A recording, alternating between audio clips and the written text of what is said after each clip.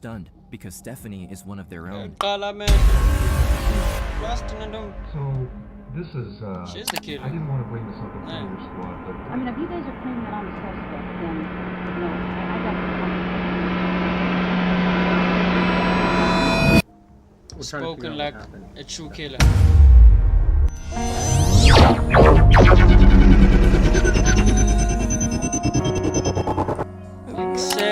Come on, man. Welcome to another terrifying video, bro. Hey, man, shit. If you're new here, please subscribe. Hit the notification button so you be notified the next time I drop. And today we got a woman, dog. It's another one. It's pretty crazy. Let's just get into it, gang. Sup up, bro. Sup up. And yes, sir. Do you know what happened to his wife? Yeah, I know she got killed. If you're doing this as an interrogation, you're saying, hey, I'm a suspect. Well, now I got a problem with, so now, I mean, This is Stephanie Lazarus. She's the main suspect in a murder case that's still unsolved after 23 years. The reason is, she's an LAPD detective. The police think she killed Sherry Rasmussen, the wife of John Rutten, a devoted husband who adores her. But on the night of February 24th, 1986, things would take a turn for the worse. You didn't harm your wife, did you, John? No, I didn't. Good. She had everything going. I mean, she... Hey, so do you, buddy? Hey, John. What was the first thing you saw? Saw her lying on the ground. I knew right away that she was dead. After John claims he found his wife, Sherry, dead on the floor, investigators turn to a polygraph to see if he's telling the truth. Now, John, she's not having any problems with an ex-boyfriend or you with an ex-girlfriend. No. Has anybody been hitting on her, following her home, or anything like that at all? No. After the interrogation, the results show John failed the polygraph, but with no concrete evidence, he's set free. For over 20 years, it remains a cold case. No arrests. Nobody knows what really happened to Sherry. But after all this time, Sherry's father becomes obsessed with discovering what happened to his daughter. As the last person to have spoken with her, he knows that their final conversation may hold the key to solving the case. She said that the person that was following her had eyes that could penetrate you. They can see right through you. According to Sherry's father, John's ex-girlfriend Stephanie, an LAPD detective, matches the description Sherry has given. Investigators are stunned because Stephanie is one of their own. Oh, please have a seat. So, this is, She's the killer. I didn't want to bring this up in front of your squad, but... I mean, if you guys are claiming that I'm a suspect, then, I got a problem with, with that. Is that what you're saying? Spoken like a true killer. Cold case killer. Los Angeles, February 24th, 1986. 6 p.m. John Rutten returns home from work. As he approaches the townhouse, the garage door is open and his wife's car is missing.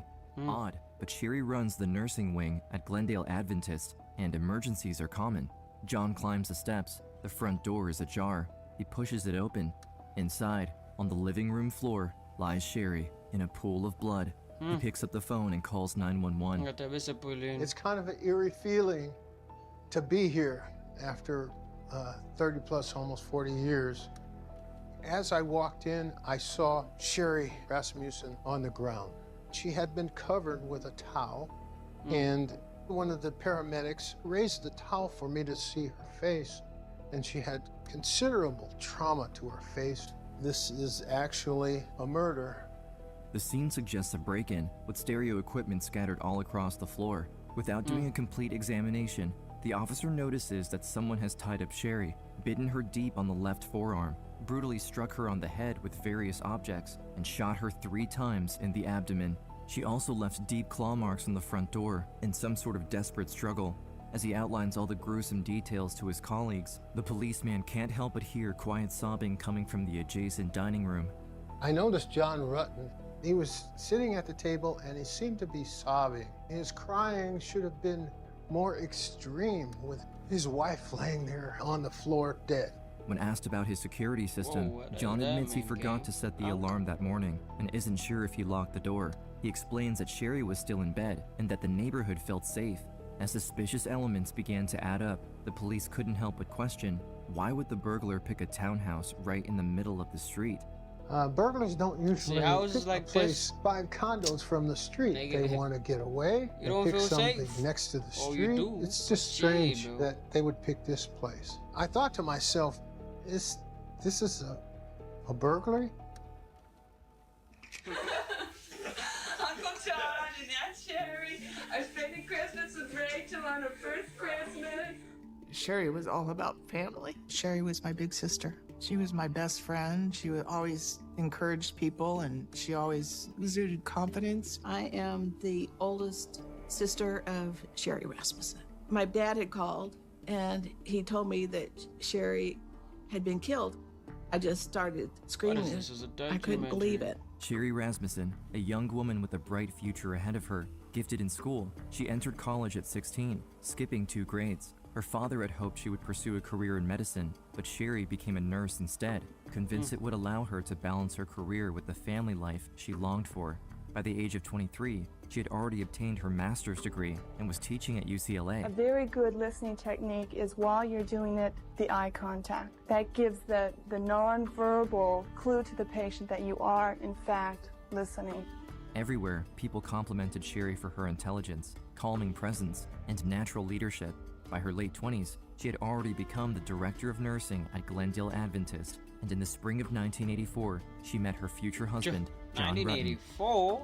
I first remember hearing about Nigga, John what? when Sherry called me and told me that she had met somebody at a party. 3 weeks later, I went out there and met John for the first time. I asked John, how did you meet Sherry? And he told me that he saw Sherry from across the room. She had this beautiful smile and laugh. Just seeing him say that and hearing him, I was happy for Sherry. They looked great together. They were affectionate. And I loved John because my sister loved John. However, Sherry's dad, Nels, pushes aside these feelings when he receives the phone call announcing Sherry's passing, as it wasn't from John himself, but from his father. Telling me that Sherry had been murdered. And so I told his dad, I want to talk to John. And he said, John doesn't feel like talking. When the Rasmussens arrive at the police station, they finally reunite with John, but Hey, to John. their surprise, he still What's up, refuses to John? talk, insisting that the police won't allow him.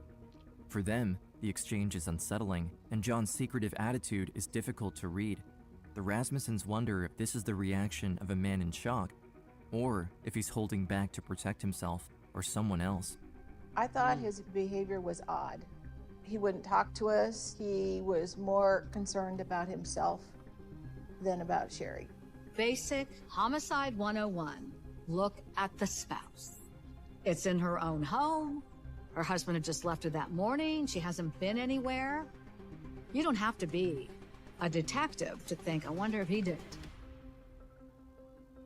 As John is escorted into an interrogation room by Bro. a detective, I'm sorry, bro, but I don't want to lie, bro. Ever since I started watching these documentaries and all, I started learning new English words, bro. They just a word I've never heard before right now, and I'm just like, whoa, what, nigga? Yo, Nels ponders their exchange. Tap or lack in, thereof. bud. The Pull up 51-year-old with a is better sure his English. son-in-law is lying because Sherry's family, Watching friends, people's dead and stuff. colleagues all know that in It's the year crazy. leading up to her murder, something disturbing was Something- happening. something up, bro. A strange figure in disguise was constantly stalking her. She mentioned she had been followed 5 different times in the last week. This person kept appearing in places that Sherry would go. She couldn't go out to the store or go to the gym without having this person show up. And she said that the person that was following her had eyes that could penetrate you. They could see right through you. On top of Eyes that that, could John's penetrate ex-girlfriend you. also began harassing Sherry after their wedding. A colleague of hers Oh, witnessed one how of the deep, though. encounters. She told me that John's ex-girlfriend had come to her office at the hospital, dressed provocatively, And confronted Sherry about John and said that if she couldn't have John, nobody could. As detectives question John, another officer speaks with the Rasmussens, Nels struggles to process what he's hearing. According to the authorities, thieves killed his daughter in a failed robbery where they stole nothing but her purse and car. It wasn't a robbery. No, they couldn't convince me of it. Nels immediately starts talking about the stalking and harassment his daughter suffered during the months leading up to her murder. Still, the officer in front of him retorts that, without a name, there's nothing they can do. Sherry never disclosed a name for the ex-girlfriend. It would have been nice had we had that, because we would have shared that with the detectives. Nonetheless, Nels follows up with one alarming incident where John's ex-girlfriend broke into Sherry's townhouse. Whoa, just a quick question. How crazy can you get over love? Like, how crazy? Because in this, it looks like the ex-girlfriend killed the main girlfriend because of, I don't know, this love. But how crazy, like, can you kill somebody over love, dog? Just a boyfriend, yeah, not even a wife. Like, how deep can you love, dog? Let me know. Started fighting with his daughter in her own living room before to running away. One of the original detectives in this case told me personally they had never heard any of those alleged incidents, and none of them were entered into the official case record known as the murder book. Murder book.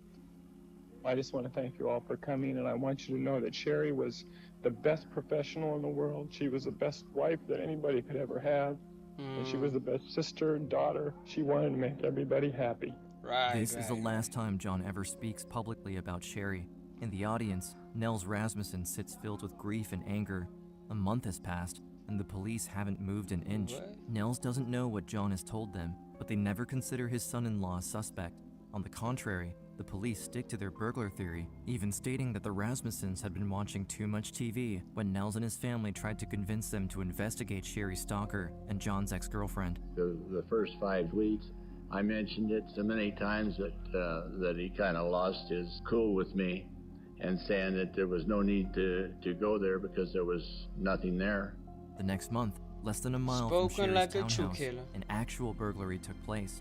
A woman coming home was surprised by 2 men inside. One ran for the door, while the other pointed a revolver at her. Sherry Rasmussen was killed with a gun. So the question is, are they the same burglars who murdered Sherry? A police artist talked to the woman at the home who said there were 2 young males, and the police artist drew sketches. Same neighborhood, same time, same weapon. However, this time, no one was hurt. Either the police were actually onto something, or fate was playing a cruel trick on the Rasmussens. Convinced the burglary and Sherry's murder are linked, detectives plaster the city with the suspects' faces. Weeks go by with no leads, then months. The police eventually find the 2 items the thief stole from Sherry's property, her car and purse, both cleaned free of prints. And then, silence. For almost 15 years, the Rasmussens have remained entirely in the dark. I had come to the conclusion in my mind that it was never going to be solved, and it was something that I would have to deal with, the unknown of what happened. Still don't trust this brother though. In 1991, Nels Rasmussen is back home in Arizona, still carrying the weight of Sherry's unresolved murder. Determined to get justice for his daughter, he follows every development in forensic science, watching closely as DNA testing begins to revolutionize the field. Around the same time, the case's lead detective retires, handing over his stalled investigation to someone else. For Nels, it feels like an opening. He wastes no time and contacts a new man in charge with a plan he believes could break the case. Nels Rasmussen, reading about DNA and the advances that's brought to criminology, offers to pay for DNA testing, and the department says no. Correct. It's just not the way the quote-unquote business end of the department works.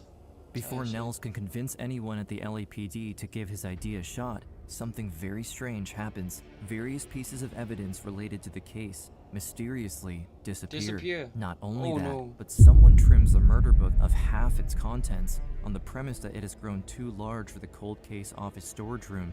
The mishandling of the case is becoming increasingly difficult for the Rasmussens to bear, who continue to try to get in touch with the police or speak with someone, anyone, who will take them seriously. As a father, he had felt a responsibility to protect her And the only way that in her death he could protect her was to find out who killed her. He would constantly re-dissect, the information that we knew. For the next 10 years, every time the case changes hands, the family flies from Tucson to Los Angeles to meet the new detectives. And each time, Nels and his 2 remaining daughters return home heartbroken by their lack of progress. They put us in an interrogation room, and they came in with a little skinny folder about this big. They did meet with us, but it was also more of it was like a show. It's now November 2001. Bro, The I got a LAPD quick can question. no I'm sorry, bro. I'm sorry for keep pausing. I'm sorry. I got a quick question. If someone then kills someone in your family, could be a loved one or whatever, what do you do as you personally? Do you then think of a plan to get back and kill the person who did the crime? So that won't solve anything, but it would just make you the suspect, or it'll make you the next aim for the people who are close to the person who killed the person that you loved. I don't know if I make sense. So what do you then do? Do you kill and become the next target of whoever, or you report to the cops? And now we know what happens when you record to the thing and you report to the cops. So what do you do for real? Which one is the best option? Let me know. I don't know. Longer ignore advances in forensic Some real science shit. and establishes a cold case unit dedicated to DNA profiling. Sherry's file, now 15 years old, lands on the desk of an overextended detective with no time to treat it properly. Instead of letting it gather dust, the case is handed off to a criminalist, Jennifer Francis. She begins combing through the boxes of evidence herself and eventually stumbles across a detailed entry about a bite mark Sherry received during the struggle with her killer. It was a alligator clutch.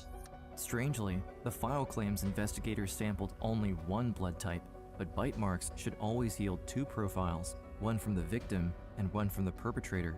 The entry seemed to suggest Sherry might have bitten herself, a theory Francis finds baffling. She knows the original detective failed to recover prints and other key evidence from the scene, but surely someone from his forensic team had swabbed the wound. With her boss's help, she digs through boxes upon boxes of paperwork until she uncovers an old property log from 1986, listing the crucial swab she has been searching for.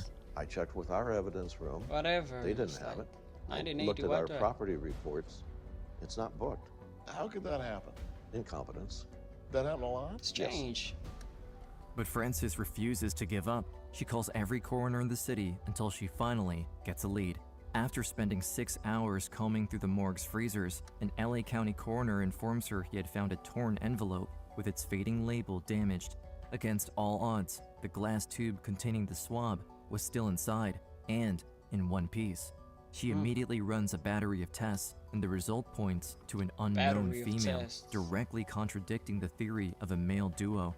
Further down the file, Francis also learns about Nels Rasmussen and his numerous attempts to inform the police about Sherry's stalker and John's ex-girlfriend. Francis's own theory begins to take shape. What if the two were one and the same, and she was the one who bit and killed Sherry? But when Francis brings this to the detective, he dismisses it outright and adds one detail Francis has yet to learn. John's ex-girlfriend is not just any woman. She's an LAPD detective. Well, this plays to everybody's favorite conspiracy theory, that cops cover for other cops. No matter what. You're out of your mind. Did you tell the detectives that John's ex-girlfriend was a member of the LAPD? Well, that's how I identified her. Why do you think it was that Makes detectives sense, though. didn't look at John's ex-girlfriend? I think it was because she was a police officer. Why can't that just be sloppy police work? Why does that have to be a cover-up? Why can't that be just sort of tunnel vision and a rush to judgment? They're more intelligent than that. You got to give them more credit than that. Sorry, shit. Unbeknownst to Nels, his only ally at this time is within the LAPD. Jennifer Francis relentlessly pushes the case, first to the cold case unit, then to the scientific division, later to robbery homicide, and even to internal affairs. Yet, everywhere she goes, supervisors turn their attention not to the evidence, but to her. They question her mental state, claiming she's too emotional, paranoid, and obsessed with Sherry's case. Soon, Frances is ordered into mandatory counseling with an LAPD-sanctioned therapist, a move that, inside the department, brands her as unstable and potentially unfit for duty. Even worse, the sessions aren't at all concerned with her well-being, but rather with what she knows about the case and who she has talked to. For Frances, this is no longer a matter of paranoia or conspiracy. This feels like retaliation. A deputy DA calls her crazy, colleagues treat her as a liability, and systematically push her off major cases. Around the lab, people belittle her, telling her to get a hobby. What she doesn't realize is that she is retracing the same path as Nels Rasmussen, who, decades earlier, had also been ridiculed by the authorities, despite being the only one able to see through the conspiracy. Then, in November 2009, everything changes. Frances receives a call from robbery homicide. A detective named James Nuttall is asking about her findings. She has been waiting more than 5 years for this moment. The Rasmussens, 23. But fear holds her back. She feels like she can't trust anyone anymore. She tells the detective that she doesn't believe it was a burglary and that the evidence may have been tampered with, but she doesn't share her theory with him. Yet Nuttall has her results right in front of him and quickly puts 2 and 2 together. He knows that the only DNA not matching Sherry's belongs to another female and has already read dozens of letters Nell sent over the years, urging police to investigate John's ex-girlfriend. From this point on, the detective decides to form a secret circle within the homicide department, with Jennifer, who came to trust him over the first few months of the investigation, himself, and 3 other detectives. Nuttall sets out to prove once and for all that someone from within their ranks violently attacked and killed Sherry Rasmussen inside her own home in 1986. When they said it was a police officer, I went, you're kidding. Absolutely kidding. A police officer committed this crime. I couldn't imagine that. Nuttall and Frances don't waste a minute. Digging deep within the case files, they find John's original 1986 interview with the first detective in charge of the case, who, to say the least, was quick to jump to conclusions and not very insistent towards the man who should have been his first suspect. John, what is your wife's name? Sherry. You didn't harm your wife, did you? She had everything going. I mean, she... Hey, so Hey, John. Couple minutes will need you to be tough for me, buddy. She's not having any problems with an ex-boyfriend or you with an ex-girlfriend. No. You're a pretty good judge of character. I'm certain you have absolutely nothing to do with this. I believe your house was burglarized today. Once this person's or that person, whoever was inside, I believe they were trying to steal your stereo. Listen to their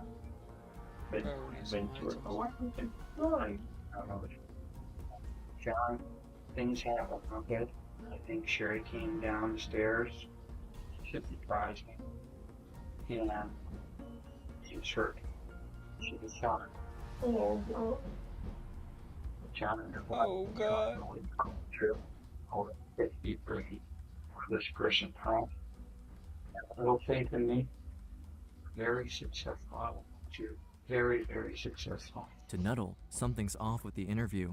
Why did the detective jump to conclusions so fast? Why did John Rutten lie? According to Nels and Sherry's colleague, his ex-girlfriend was quite problematic, and Sherry wasn't afraid to bring it up in conversation. But what really throws Nuttall off is that there's nothing else to listen to. In 23 years of investigations, 3 other detectives reopened the case, but none of them ever considered conducting a second interview with John to ask about Nels's claims. But he knows he won't be the fourth to pass on the idea. He contacts John, who relocated to the Bay Area, remarried, and had children since then, and sets up an interview. From the get-go, he adopts a very different tone, wasting no time to bring up his ex, the story at the hospital, the home invasion, the stalking. He doesn't miss a beat and even recalls information that had never been recorded in their files until recently. They said, hey, we got a bite mark here, and that could be a female. And then I said, I got to talk to you about Stephanie. And I told him that she went to go see Sherry. Did you give the name Stephanie Lazarus? Yeah, I gave him the name, and I said she's a police officer. Do you guys think Stephanie did this? Whoa. We have strong suspicion. And then she was never mentioned. And you it's know, years appears past to be that now. recorded. And we know by I'm not trying to be inflammatory. there's a certain level crazy, of frustration man. on our part. More should have been documented. We're now forced 23 years later to literally 23 years almost later, bro. start over again because we lack the documentation. Not only does John give their Shit. suspect a name, he also explains that while he and Sherry were engaged, he had been cheating on her with Lazarus, even though he knew she was obsessed with him. In college, when the two were dating, she used to steal his careful if underwear you're, and sneak thingy, into his dorm to take pictures of obsessed him as he slept. ex-girlfriend. He should have been frank with her. Might be fine instead for of leading her now. on. Games and all shit. Kept putting fuel to the Careful fire. though. He tried to Might end up killing protect you, himself too. by Never diverting know. the information about Stephanie. He didn't behave as a husband that loved Sherry. By that point, Lazarus is no longer a police officer, but a full-fledged detective. She's armed, and her office is just down the hall from Nuttall. To make sure nobody intervened with their investigation, as they had with Francis, the detective decides to send men to follow her around and recover anything she throws in the trash. From this endeavor, they recover a used soda cup and send it to Francis, who then confirms that Lazarus's DNA matches the one found on the bite mark. Nuttall then prompted his team to lure her into the LAPD suspect treatment unit, the only place in the building where no guns were allowed, and to falsely claim that they needed her help for an interrogation with a difficult suspect. Oh, please have a seat. So, this is, I didn't want to bring this up in front of your squad, but do you know John Rutan? She's probably gonna say no. John Rutten? Rutan. Oh yeah, I went to school with him. You did? Yeah. Oh. Were you guys friends, close friends? Yeah, we're very close friends. Very. Yeah, I mean, Right, he right. dated, you know. Right. I mean, what's this all about? Well, it's relating to his wife. Did you ever meet her? Well, I think. God, it's been a long time ago. Yeah, I mean, I don't, you know, again, I mean, what... Yeah, stuttering. You know, I don't yeah, understand why you're talking about some guy dating a million years That's ago. when you know they're lying. Yeah, I know she got killed. Did you ever By fight you? with her? You mean like we fought? Yeah. Did you ever duke it out with her? Yeah, Bilon. No, I don't think so. I mean... You'd remember that, right? That would be pretty... Yeah, I think so. I Pretty mean, specific, you know, yeah, like I said, I mean, traumatic. obviously, you know, I mean, it just doesn't sound familiar. Just look I mean, her up, what are buddy. they saying? So I fought with her, so now, I mean, I fought with her, so I must have killed her. Yes, I you mean, did. come on. I mean, that's insane. I Right. mean, if you guys are No, claiming that it's I'm the not. suspect, then, you know, I got a problem with, you know, with that. Right, Okay? right. So, And guess what? you know, we don't if give you're- a fuck. If you're doing this as an interrogation, you're saying, We hey, don't give I'm a a shit. suspect. Well, now I got a problem with, you know, now you're accusing me of this? Is that what you're saying? It's over, buddy. Stephanie, you know you have the right to remain silent. Do you understand? Yes. Anything you say may be used against you in court. Do you understand? Yes. You have the right to the presence of an attorney before and during any question. Do you understand? Yes. Do you want to talk to us right now? No. All right. Okay. This is crazy. This Yeah. is, I'm like in shock. I'm totally in shock. Yeah. And we don't They give were a fuck kind enough once to again. come to our home and let my parents know that they had made the arrest. I mean, I cried because I was so excited, number one, that justice for my sister, but also for my dad. Nels was upset with me, and he was very animated. It was sort of like, Detective, where have you been for the last 2 decades? Bro. I have explained this to your organization. I've explained this to your investigators. He was always diverted. He was told repeatedly that he'd been watching too much TV. For the first time since Sherry's murder, everyone is on the same side. Jennifer Francis presents her DNA test results and recounts the retaliation she endured within the LAPD. Nels Rasmussen steps forward with the warnings he tried to give from the start and how he was ignored for decades. And John Rutten, whose testimony had been tampered with and whose contact with Sherry's family was restricted by police, finally speaks openly. Together, they testify. The fact that Sherry's death occurred because she met and married me brings me to my knees. Nuttall's investigation takes 4 months. The trial lasts 3 weeks. The jury comes to a conclusion in less than a day. After 26 years of struggle, Sherry and her family finally receive justice. The jury in the above entitled action find the defendant, Stephanie Eileen Lazarus, guilty of the crime of murder of Sherry Rasmussen. Guilty, bitch. It was just like a rush of relief that it's over. Finally. Relief for my father that he finally was vindicated.